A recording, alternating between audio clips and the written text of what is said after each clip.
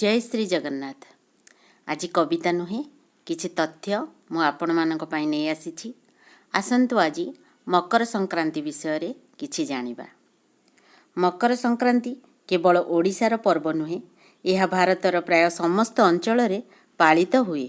एकदा प्राचीन रोमान और इहुदी माने मध्य एही पर्व पालन करुथिले। यह माघर प्रथम दिन। दक्षिण भारत रे एही दिनरु नववर्ष आरंभ हुए।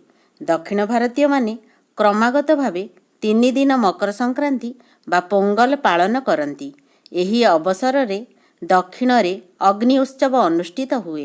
नुआ लुगा पिंधा जाए एवं पितृपुरुष को पिंडदान करा जाए। ओडिशार सांताल माने मध्य मकर पर्व 3 दिन पालन करती। एही दिन रे केतेक अंचल रे सूर्य पूजा और शिव पूजा प्रचलित।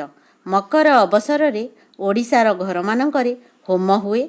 नुआ अरुआ चाउल, नुआ गुड़, छेना, नड़िया, कदली, घी, क्षीर आदि मिसाई सोमिष्ट भोग प्रस्तुत करा जाए। एही भोग बा मकर चाउल देवता को अर्पण कला परे साही पड़िशा रे बंटा जाए। एही दिन रे प्रसिद्ध गंगासागर मेला मध्य अनुष्ठित हुए। मकर संक्रांति रु सूर्यंक गति उत्तरायण एवं तेज प्रखर हुए। सूर्य मकर राशि रु विषुव रेखा आड़क क्रमशः गमन करती।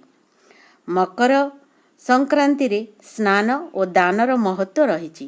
कह जाए एही दिन जेतिकी दान करिबा ताहार 100 गुण आमको फेरस्त मिली थाए। मकर संक्रांति रे गुड़ी उड़ाइबार मध्य परंपरा रही। मकर संक्रांति श्रीमंदिर रे मध्य पालन होई थाए।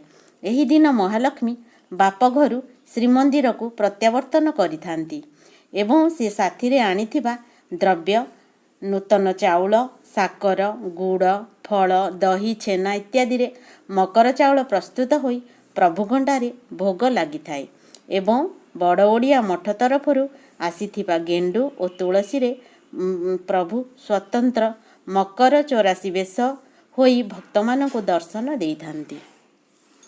आज एतिकी पुणी आउ एक तथ्य किंबा कविता को नहीं आसीबी। जय श्री जगन्नाथ। मो भिडियोटी जदि आपण मानकु भल लगी थाए मो चैनल टी को सब्सक्राइब करने संगे संगे लाइक टी मध्य करिदेबे। रहुछि धन्यवाद।